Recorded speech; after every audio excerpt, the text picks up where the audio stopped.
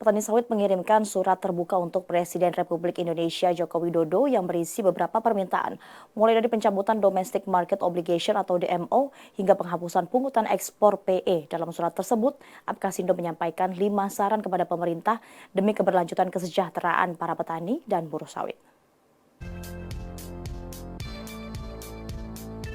Dalam suratnya kepada Presiden, Apkasindo mengawalinya dengan saran pencabutan DMO, TPO atau Domestic Price Obligation, dan Phase Out atau FO, di mana ketiga beban ini dianggap sudah tidak efektif pada saat ini.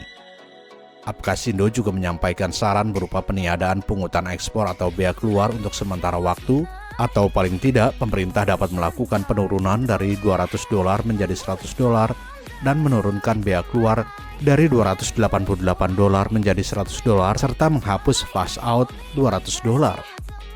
Selain itu, pemerintah juga diminta melakukan peningkatan konsumsi CPO dalam negeri melalui memberlakukan mandatory biodiesel dari B30 ke B40. Hal ini dilakukan untuk menjaga supaya harga CPO global tidak terkoreksi atau turun akibat ekspor stok CPO Indonesia.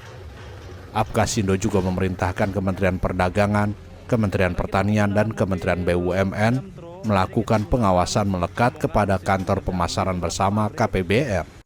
Pasca pencabutan larangan ekspor, tidak justru memberikan kondisi yang semakin membaik kepada kami petani sawit Indonesia. Hal ini dapat kami pilah berdasarkan harga referensi yang diterbitkan oleh Kementerian Perdagangan dan kami bandingkan dengan harga hasil tender di KPBN yang ternyata harga referensi CPO Kementerian Perdagangan sama sekali tidak pernah dilakukan sebagai acuan dalam tender KPBN yang dilakukan setiap hari. Sebagai kebijakan dalam negeri dan untuk menjaga kestabilan pendapatan APBN, kami petani sawit sangat mendukung pemasukan negara, terkhusus dari pungutan ataupun bea keluar. Demikian juga dengan pungutan ekspor untuk mengisi kas daripada BPD PKS. Namun demikian, kami juga perlu menyampaikan data dan fakta bahwa kalau berdasarkan harga referensi bulan Juli, bulan ini yang sedang berlangsung, referensi harga tersebut adalah 1.615. Atau dalam artian kata, dalam hitungan rupiah, setara dengan Rp23.750. Hal ini menggambarkan betapa jauhnya perbedaan harga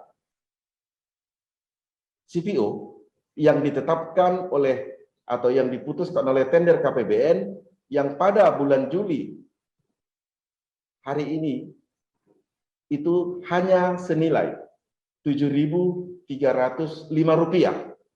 Sementara harga rekomendasi daripada Kementerian Perdagangan sesuai dengan Peraturan Menteri Perdagangan Nomor 55 Tahun 2015 justru berada pada titik yang cukup meyakinkan, cukup membuat petani sawit bahagia, termasuk Indonesia. Harga itu adalah Rp23.740.